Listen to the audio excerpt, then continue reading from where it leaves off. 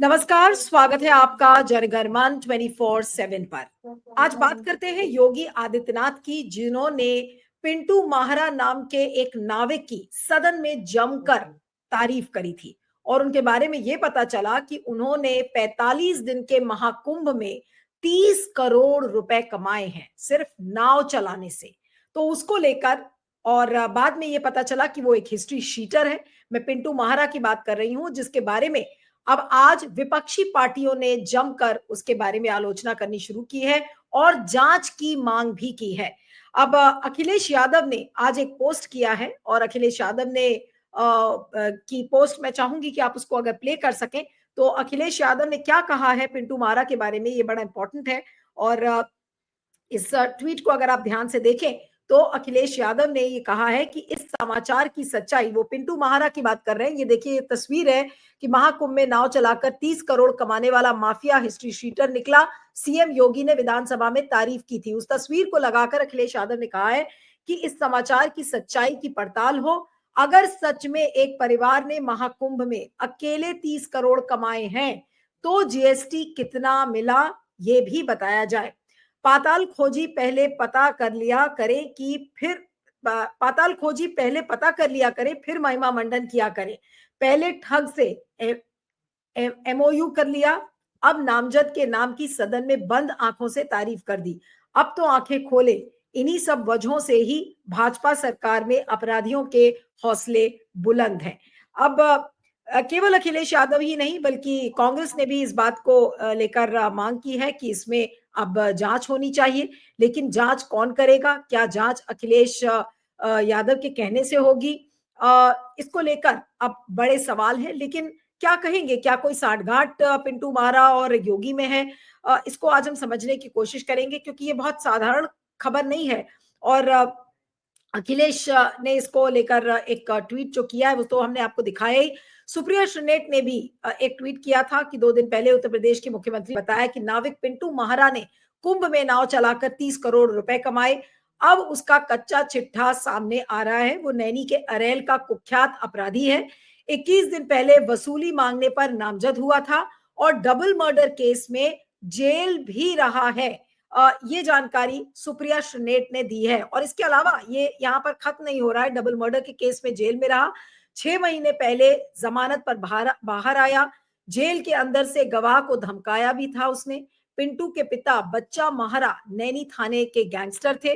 पिंटू के 2 भाई भी निगरानी शुदा बदमाश हैं। योगी जी अपने सूचना सलाहकारों को बर्खास्त कीजिए। सोचिए, भला आपसे एक कुख्यात अपराधी का सदन में इतना महिमा मंडन करवा डाला, हद है। ये ट्वीट था सुप्रिया श्रीनेट का। तो इस ट्वीट को लेकर और अखिलेश यादव का जो ट्वीट है, क्या पिंटू महारा की जांच होगी, ये बड़ा सवाल है। इस समय हमारे साथ समाजवादी पार्टी के नेता और प्रवक्ता मनोज यादव जुड़ रहे हैं। मनोज जी, आपका स्वागत है। Thank you so much for joining on Jana Gana Mana 24/7। ये माजरा क्या है सर? पिंटू महारा और योगी जी का कनेक्शन क्या है? अनम्यूट कर लीजिएगा मनोज जी, अनम्यूट कर लीजिए प्लीज। हाँ। जो उत्तर प्रदेश की राजनीतिक परिस्थितियां आपको देखने को मिलती हैं सदन पे, सड़क पे, सरकार के द्वारा, वो सब पूरा गोलमाल है एक तरीके से। जो सुप्रिया श्रीनेत जी ने ट्वीट किया है, वही सवाल पूरा उत्तर प्रदेश और देश जानना चाह रहा है कि उनके सलाहकार किस तरह के हैं।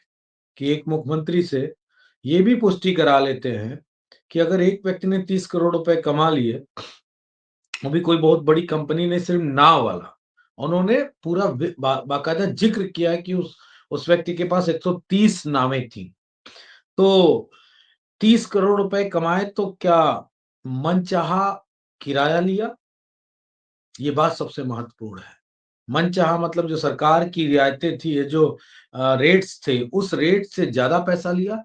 अगर ज्यादा लिया तो योगी आदित्यनाथ ने एक्सेप्ट किया सदन में कि उत्तर प्रदेश के महाकुंभ में, प्रयागराज में भ्रष्टाचार हुआ और जिसको कहते हैं धन उगाही हुई, जिसको कहते हैं कि एक रुपए की जगह 10 रुपए, 100 रुपए लिए गए, तो उसको भ्रष्टाचार की श्रेणी में तो रखा जाएगा। शायद योगी आदित्यनाथ को इस भाषा का इल्म इसलिए नहीं है क्योंकि वो मठ के मठाधीश है, और मठ के मठाधीश होने के कारण उनके मठ पे कोई 1 रुपए चढ़ाता होता, कोई 100 चढ़ाता होगा, कोई 1000, कोई 1 लाख, कोई हो सकता है 1 करोड़ रुपए भी उनके मठ पे चढ़ाता हो, तो उनको ये भ्रष्टाचार की सीढ़ी में नजर नहीं आ रहा होगा, क्योंकि ये सब कुछ श्रद्धा और धर्म के नाम पर किया जाता है, आस्था नहीं, के नाम लेकिन पर जो किया बात गया आप है। ये कह रहे हैं कि महत्वपूर्ण है मनोज जी, कि क्या मठ को चंदा दिया होगा पिंटू महारा ने, और इस वजह से योगी जी के ऊपर मजबूरी हो गई होगी कि भाई सदन में उनकी तारीफ करना और उनके बारे में ये सारे डिटेल्स आना। क्या क्या वाकई में पिंटू महारा ने उनके मठ को चंदा दिया होगा, इस वजह से उनको इतना बढ़ावा मिला कुंभ में? 15,000 करोड़ रुपए कमोबेशी लगभग खर्च हुए हैं, ये बात कही जा रही है उत्तर प्रदेश की सरकार के द्वारा। हम्म। और जब समाजवादी पार्टी की सरकार थी, तो आदरणीय राष्ट्रीय श्री अखिलेश यादव जी के मुख्यमंत्रित्व काल में जब कुंभ हुआ था, तो मात्र 1100 करोड़ रुपए खर्च हुए थे। आप एक बार ध्यान दीजिएगा, 1100 करोड़ रुपए। तो उसको 10 ही 12 साल हुए हैं। 12 साल में क्या इतनी महंगाई बढ़ गई कि 15,000 करोड़ रुपए खर्च करने पड़ गए सरकार को? और आज की डेट में मेला ही तो लगता है, टेंट ही तो लगता है, क्या लगता है वहां पे, ये बताइए? उस रेतीले क्षेत्र में क्या लगता है? और आम जनमानस के लिए कोई सुविधा नहीं।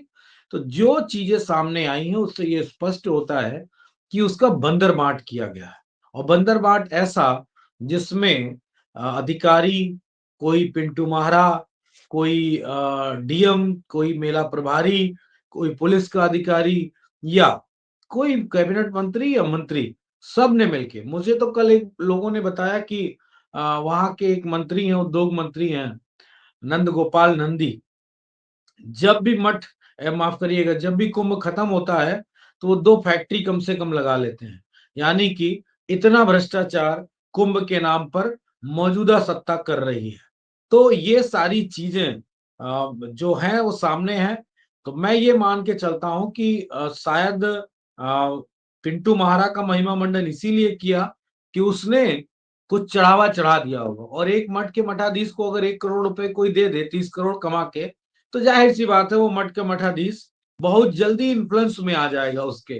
तो कह दिया होगा लाओ तारीफ कर देता हूं उसको भी। लेकिन मेरे ख्याल से योगी आदित्यनाथ ने उनको फंसा दिया, और राष्ट्रीय जी ने जीएसटी की भी मांग की है कि जीएसटी लिया सरकार ने, नहीं लिया, या उनके ऊपर जो हत्या के आरोप है, और खासकर जो पंडित महाकवि निराला जी, जो बड़े कवि हुए हैं, उनके पोते की हत्या का आरोप है उस पर।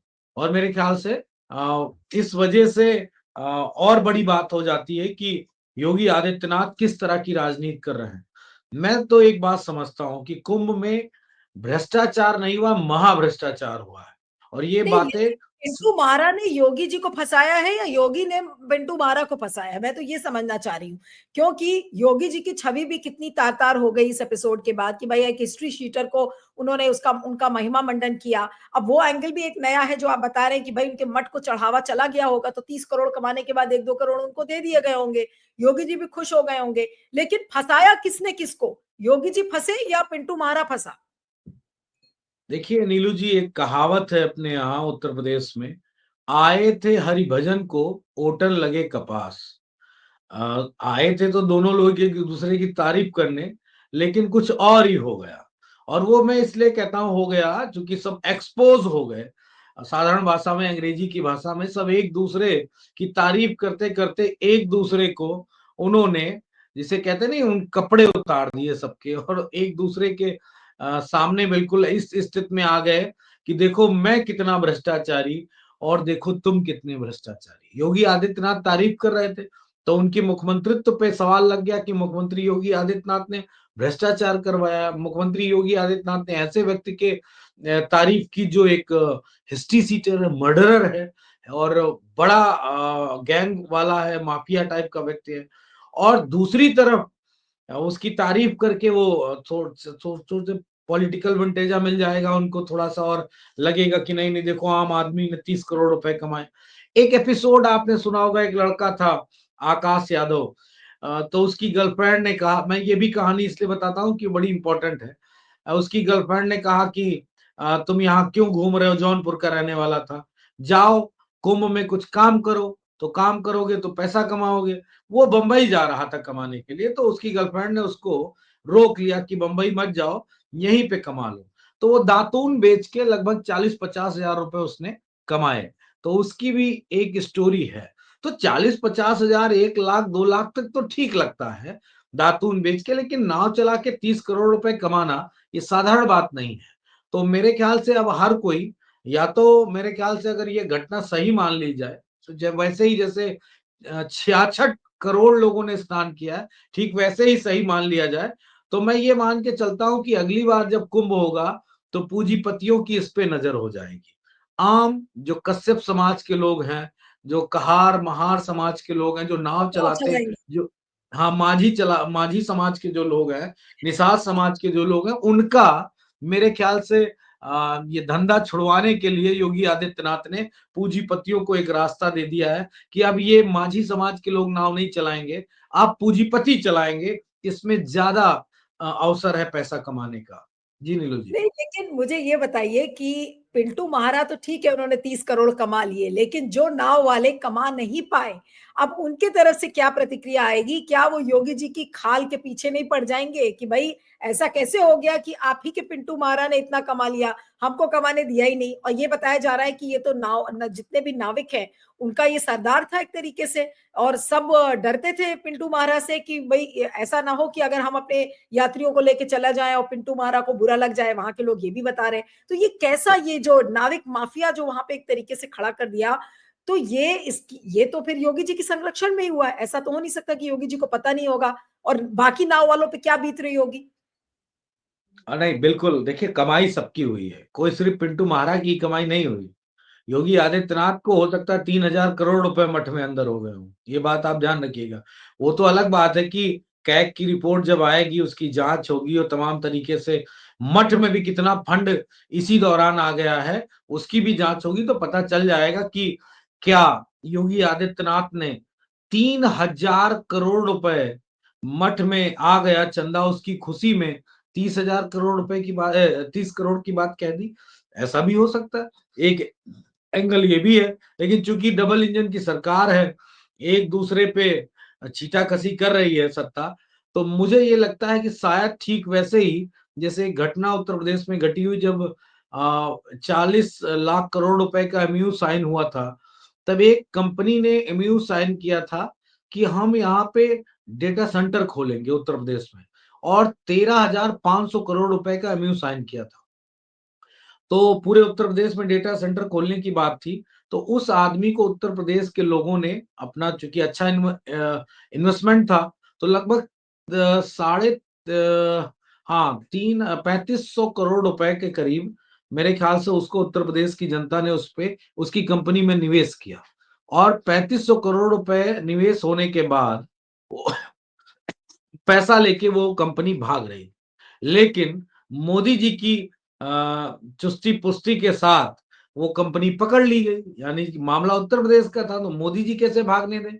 और गुजरात लावी ने उत्तर प्रदेश की जनता का पैसा भाग रहे व्यक्ति से उसूल लिया, और उसको उसमें कोई बड़ी खबरें नहीं बनी, एक छोटी खबर आई।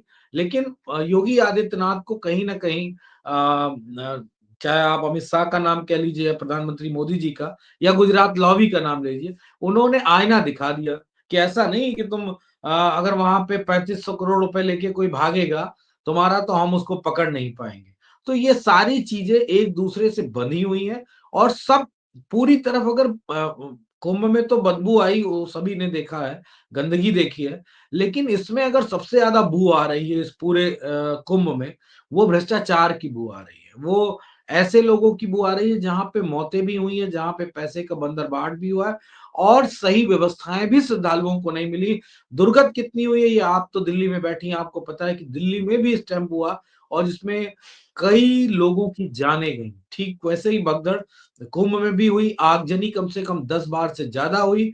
तो ये सारी चीजें और अव्यवस्थाएं जो रही, वो सारी बातें इस बात की पुष्टि करती हैं कि कुंभ नहीं था, महाभ्रष्टाचार का कुंभ था योगी आदित्यनाथ की मुख्यमंत्रित्व काल में।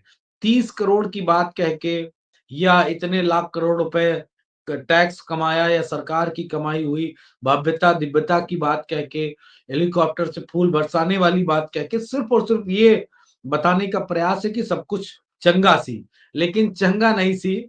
इसमें योगी आदित्यनाथ की सरकार नंगा सी, पूरी तरीके से नंगी सरकार हो गई। सब ईश्वर ने कहा कि तुमने हमारे साथ भावनात्मक रूप से खेला है।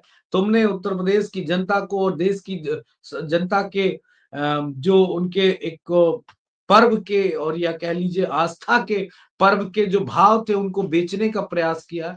उनके साथ इतना गंदा व्यवहार किया, तो ईश्वर ने इनको नंगा कर दिया। और सबसे महत्वपूर्ण बात है कि योगी आदित्यनाथ के मुख से ही ईश्वर बुलवा रहा है, सदन में नहीं बुलवा रहा है। नहीं, लेकिन सवाल ये उठता है कि आखिर ये पिंटू महारा की अचानक से उनको याद कहाँ से आ गई?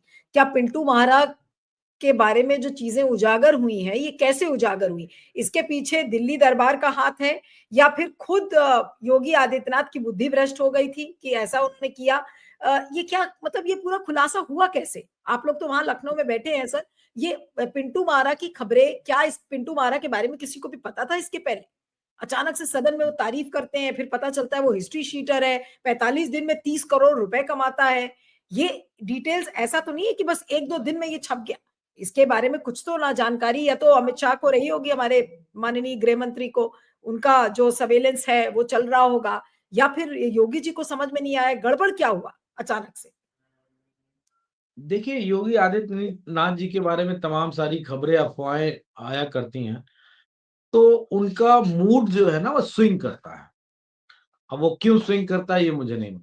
वैसे धुआँ-धुआँ सा रहता है उनके मुख्यमंत्री तो आवास के चारों तरफ। हम्म। तो हो सकता है किसी दिन कोई स्विंग वाली बात हो गई हो, ज़्यादा हो गया हो, डोज़ कम हो गया हो, ऐसी बात मैं मान के चलता हूँ। चूँकि ये अनायास से कयास ही लगाए जाते हैं। किसी-किसी दिन वो बड़ा नॉर्मल होके बात करते हैं, बड़ा उनका बॉडी लैंग्वेज बड़ा कूल रहता है।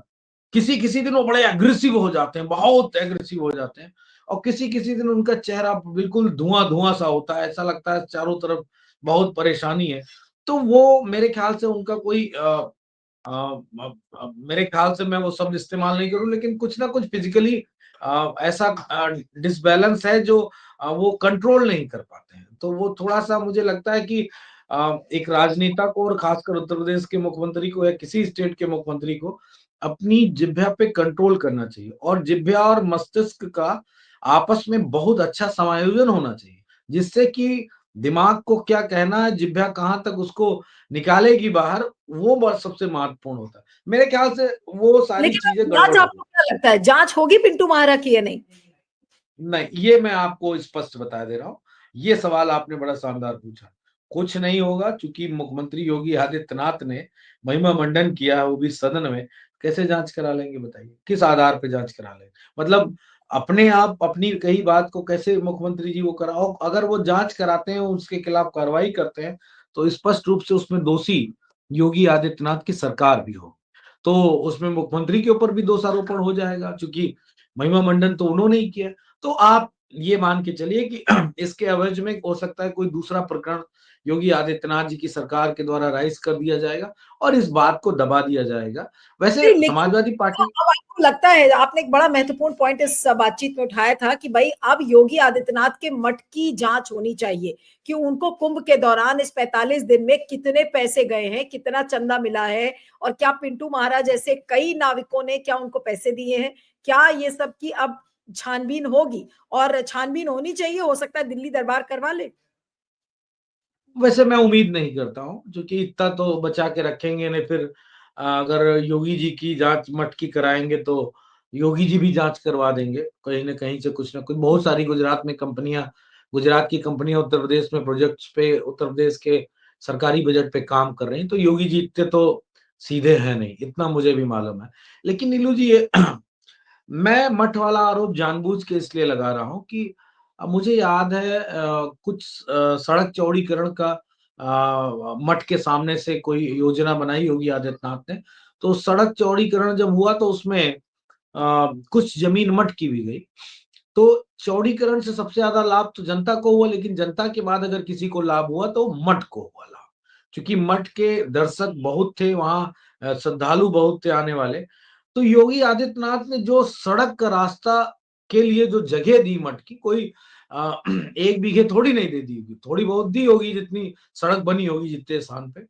तो उसका सुनने में आ रहा है कि बड़ा मुआवज़ा लिया है, बड़ा मुआवज़ा। मतलब वो अयोध्या के ब्राह्मण और अयोध्या के किसान तमाम सारे अपनी एयरपोर्ट की में जमीन जाने पे बेचारे रोते रह गए कि उनका जो मुआवजा है उसको बड़े पैमाने पे बड़े रेट पे दिया जाए, सर्किल रेट बढ़ा के दिया जाए। लेकिन वो योगी आदित्यनाथ ने नहीं किया, लेकिन अपने मठ की जो जमीन गई उसका पैसा बड़े हाई नोट्स पे लिया। और वो तो चूंकि सरकारी रिकॉर्ड्स हैं कितना पैसा गया वो सभी को मालूम भी चल जाएगा। तो ये मैं मान के चलता हूँ कि योगी आदित्यनाथ जी ने अपने मठ के और अपने मंदिर के, चूंकि वही मठाधीश वही मालिक है नाथ संप्रदाय के, तो उन्होंने एक बेहतर अवसर अपनाया है। और ये मिथ्या हो गई, ये बात झूठी साबित हो गई कि योगी आदित्यनाथ एक मठ के मठाधीश हैं, जोगी हैं, तो वो पैसा, उनको पैसे की आवश्यकता नहीं है। मैं ये बात दावे से कह रहा हूं क्योंकि मुझे वाइब्रेशंस बार बार आ रही हैं, भगवान का संदेश मेरे दिमाग में बार बार आता है कि बड़ा भ्रष्टाचार योगी आदित्यनाथ जी ने किया है। और वो भ्रष्टाचार अपने मठ में पैसा उन्होंने रखा है, क्योंकि उनका पर्सनल अपना कोई जीवन है नहीं, तो जाहिर सी बात है वो पैसा मट गया होगा। क्योंकि अगर वो सड़क का पैसा ले सकते हैं तो फिर तो मठ को मजबूत करने के लिए कल को उनको अपनी हिंदू युवा वाहिनी बनानी हो, उसको अपने दल को बढ़ाना हो, क्योंकि जो नेचर है कोई राजनीतिक दल ऐसे नेचर के नेताओं को बर्दाश्त नहीं करता है। ये बात मैं बहुत ईमानदारी से कह रहा हूँ। ये बात आप कहीं, आप दिल्ली की गलियों में हैं, दिल्ली के राजनीतिक पूरे उस गलियारे को समझती हैं। अगर कोई व्यक्ति इस तरह का व्यवहार करेगा तो उसको कौन सा राजनीतिक दल बहुत दिन तक टॉलरेट कर पाएगा। तो मैं ये मानता हूं, हो सकता है उनकी ये योजना है, ये मेरी कोई कल्पना नहीं है, ये बिल्कुल स्पष्ट है। और अगर मेरे जहन में कोई बात नीलू जी आ जाए तो वो ईश्वर का संदेश मात्र है। ईश्वर मुझसे बार बार ये बात कहते हैं और मैं लगातार कह भी रहा हूं कि और योगी इसीलिए ईश्वर आदित्यनाथ आपसे के, कहला रहा है ये बात मेरे इंटरव्यू में कि योगी जी के बिल्कुल, मठ होगी। मठ की जांच होगी, सब कुछ स्पष्ट हो जाएगा कि मठ में पैसा आया और इतना पैसा कैसे आ गया इतने दिन में। भाई हर साल अगर मठ के अकाउंट का ऑडिट होता होगा तो पता होगा ना कि इतने साल में मठ में इतना चढ़ावा आया और इतना आया। और अगर ये सब नहीं हो रहा है तो फिर तो भारत की इकोनॉमी के पैरेलल धर्म के नाम पर एक नई इकोनॉमी बनाई जा रही है जो इस देश के लिए बड़ी घातक है, जिसपे कोई बिल्कुल। जीएसटी नहीं, जिसपे कोई टैक्स नहीं, जिसपे कोई किसी तरीके का सरकार को लाभ नहीं। तो वो सारी चीजें जांच का विषय है। अगर वो जांच होगी तो ऐसे अनेकों अनेक पिंटू महारा आपको देखने को मिलेंगे। वो 30 करोड़ वाले नहीं होंगे नीलू जी, वो 3,000 करोड़ वाले लोग होंगे। वैसे एक मैं अंतिम बात आपको बता दूं कि एक कोई नौजवान है गोरखपुर का, नाम मुझे उसका ज्ञान ज्यादा है नहीं, है भी तो मैं बोलूंगा नहीं, लेकिन इशारा जरूर कर दूं। उसके पास योगी जी से मिलवाने वालों का लगातार उसने काम किया दोनों सरकारों में, और उसके पास लग्जरियस जीवन बिता रहा। उससे पूर्व में वो कुछ नहीं था और उसके पास आज हजारों करोड़ रुपए की बस संपत्ति। योगी जी से मिलवाने का, मिलवाने लोगों का, को योगी जी भाई से अगर मिलवाने योगी का। आदित्यनाथ से कोई मिलवा रहा है और काम भी करवा रहा होगा, बड़े बड़े प्रोजेक्ट्स दिलवा रहा होगा, ठेका पट्टा करवा हो रहा, उसके पास लग्जरियस गाड़ियों का एक पूरा काफिला है। और अभी उसकी शादी भी नहीं हुई है।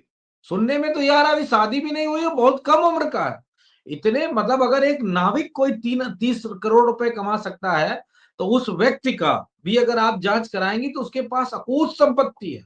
वो जगह जगह पैसा लेके घूमता है कि हमारा पैसा कहीं इन्वेस्ट कर लीजिए, लेकिन लोग डरते हैं, भागते हैं कि कैसे इसका पैसा इन्वेस्ट कर लें। ये कल को हो सकता है हमको 50 करोड़ दे, 100 करोड़ दे और बदले में कहे 500 करोड़ रुपए वापस करो। योगी आदित्यनाथ का बहुत खास आदमी है। तो जाहिर सी बात है ये सारी चीजें लगभग सामने आ रही हैं। और योगी आदित्यनाथ जी को परम पिता परमेश्वर और गुरु गोरखनाथ जी, चूंकि नाराज तो हैं, उन्होंने तो अपने जीवन में उस मठ के मठाधीश रहते हुए ऐसा कोई काम किया नहीं। योगी आदित्यनाथ जी की महत्वाकांक्षाएं अधिक है। वो किसी गोरखनाथ पीठ के महंत बन के नहीं रहना चाहते। वो उत्तर प्रदेश के मुख्यमंत्री बन चुके हैं 2 बार, सांसद मान लो उस पीठ की रही है, लगातार उस पीठ पे रहे लोग सांसद रहे हैं, और अब प्रधानमंत्री बनने की तमन्ना है।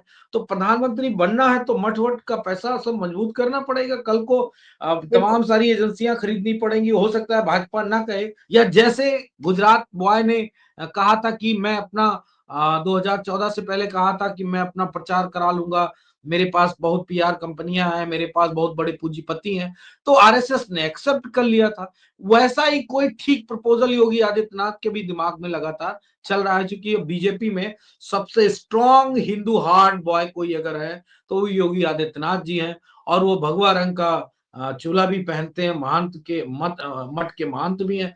तो वो प्राइम मिनिस्टर बनने की रेस की जो जितनी भी मेरे ख्याल से वो तमाम सारी जी। जो होती हैं जरूरतें, उनको पूरा करने के लिए वो शायद मठ के जरिए का ही इस्तेमाल करेंगे, ऐसा मुझे लगातार ईश्वर संदेश दे रहा है। अगर मेरी बात किसी को गलत लग रही तो इसका मतलब वो ईश्वर को गलत मानता होगा, तभी वो मेरी बात गलत मान रहा होगा।